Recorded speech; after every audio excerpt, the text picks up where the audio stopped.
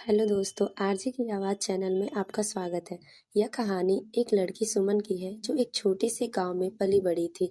उसकी माँ ने उसे बड़े प्यार से पाला था और सुमन की जिंदगी बस माँ के आसपास ही घूमती थी। सुमन पढ़ाई में बहुत ही होशियार थी और उसने अपनी मेहनत से एक अच्छे कॉलेज में दाखिला ले लिया।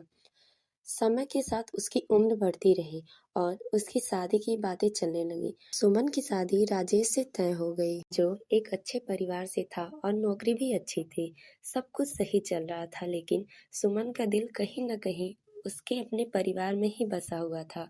उसे अपने माता पिता से दूर जाने का दुख था, पर उसने सोचा कि ससुराल में जाकर सब ठीक हो जाएगा। शादी के बाद सुमन ने ससुराल में कदम रखा। पहले कुछ दिन बहुत अच्छे बीते। सभी उससे बहुत प्यार करते थे, खासकर उसके ससुर। लेकिन धीरे धीरे सब बदलने लगा। उसकी सास और ननद उसे छोटी छोटी बातों के लिए ताने मारने लगी, चाहे खाना बनाने की बात हो या घर के काम करने की। उसे हर बार कमियां निकालकर सुनाया जाता था। राजेश, जो शुरू में बहुत ही समझदार और प्यार करने वाला दिखता था, अब चुप रहने लगा। वह देखता था कि सुमन को ससुराल में कितना दर्द मिल रहा है, पर वो भी माँ के डर से चुप रहता था। धीरे धीरे सुमन को महसूस होने लगा कि उसे यहाँ अपनापन नहीं मिल रहा है। उसकी सास उसे ताना देती कि वह उसके परिवार के लायक नहीं है और ननद बार बार उसके कपड़ों, बोलने के तरीकों पर सवाल उठाती। सुमन ने कई बार सोचा कि वह अपनी माँ से यह सब कुछ कह दे, लेकिन फिर यह सोचकर चुप हो जाती कि माँ परेशान हो जाएंगी। उसने हमेशा यही सुना था कि लड़की का असली घर उसका ससुराल होता है और इसी वजह से उसे सहना शुरू कर दिया। एक दिन सुमन के सास ससुर ने उस पर चोरी का आरोप लगा दिया और उसका बॉक्स चेक करने लगे। सुमन रो रो कर अपने रूम में तलाशी देखती रही, लेकिन उसके रूम में कुछ नहीं मिला। उस सब बात को भी वह अनदेखा कर दी। एक दिन बात इतनी बढ़ गई कि उसकी सास ने उसके चरित्र पर सवाल उठा दिए। सुमन के पास उनके ऊपर लगाए गए छोटे आरोपों का कोई जवाब नहीं था। वह चुपचाप सहती रही।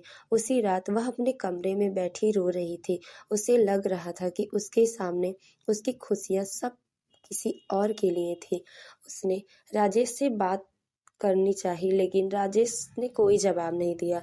उसी रात सुमन ने एक निर्णय लिया। उसने अपनी माँ को फोन किया और अपनी तकलीफें बता दी। माँ ने उसे घर बुलवा लिया और अगले दिन सुमन ने अपने गांव वापस चली गई। उसने तय किया कि वह उस घर में वापस नहीं जाएगी जहां उसे इज्जत और प्यार नहीं मिलता। गांव लौटने के बाद सुमन ने फिर से अपनी जिंदगी को संभालने की कोशिश की। उसने अपनी पढ़ाई पूरी की और एक छोटे से स्कूल में शिक्षिका की नौकरी पाली। उसके गांव के बच्चे उसे बहुत पसंद करने लगे और उसने महसूस किया कि उसकी जिंदगी में अभी भी बहुत कुछ अच्छा बाकी है।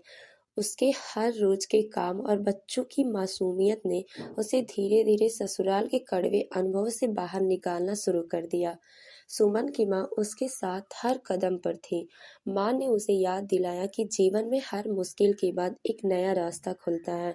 माँ की यह बात सुमन के दिल में छू गई और उसने अपने आप को पूरी तरह संभाल लिया।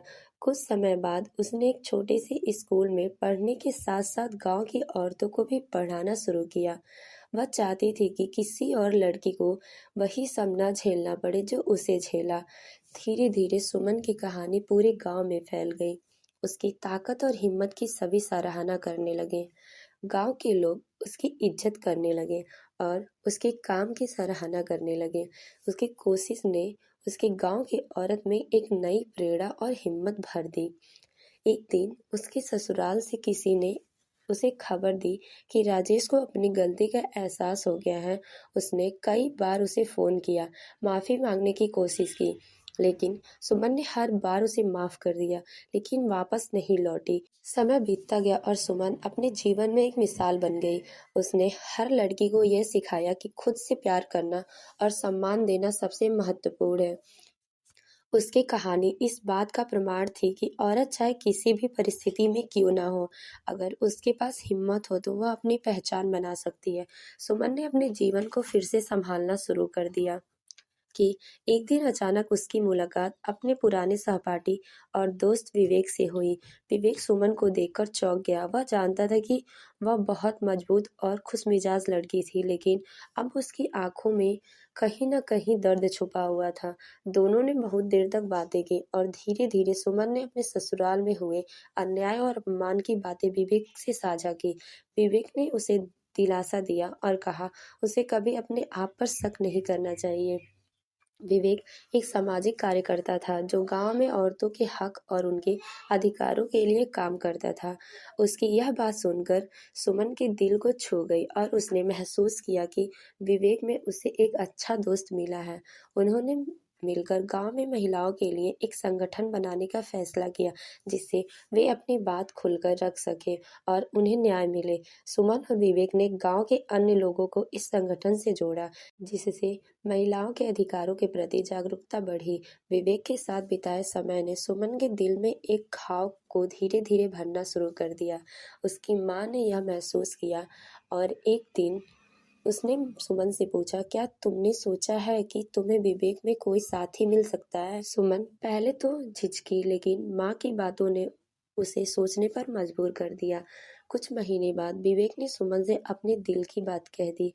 उसने कहा, मैं जानता हूँ कि तुमने बहुत दर्द सहा है, लेकिन मैं चाहता हूँ कि मैं तुम्हारी जिंदगी में खुशियाँ भर दूँ। क्या तुम मुझसे शादी करोगी? सुमन के चेहरे पे हल्की सी मुस्कान आई और उसने कुछ समय सोचने के लिए कहा। कुछ समय बाद सुमन ने विवेक के प्रस्ताव को स्वीकार कर लिया। उन्होंने एक सादे समारोह में शादी की। विवेक और सुमन मिलकर न सिर्फ एक दूसरे का सहारा बने, बल्कि गांव की महिलाओं को एक नई दिशा भी दी।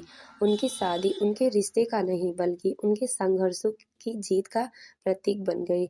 इस तरह सुमन ने एक नए सफर की शुरुआत की, जिसमें उसने अपने अतीत के दर्द से उभरकर नई खुशियों को अपनाया। उसकी कहानी एक मिसाल बन गई कि इंसान चाहे कितना भी टूटा हो, अगर उसे सही साथ मिले और हिम्मत से वह अपने पैरों पर खड़ा हो जाए, तो वह फिर उसे अपनी जिंदगी में खुशियों के फूल खिला सकता है। Thank you for watching my video, and ये स्टोरी आप लोग को पसंद आया हो तो please subscribe my channel. Thank you so much.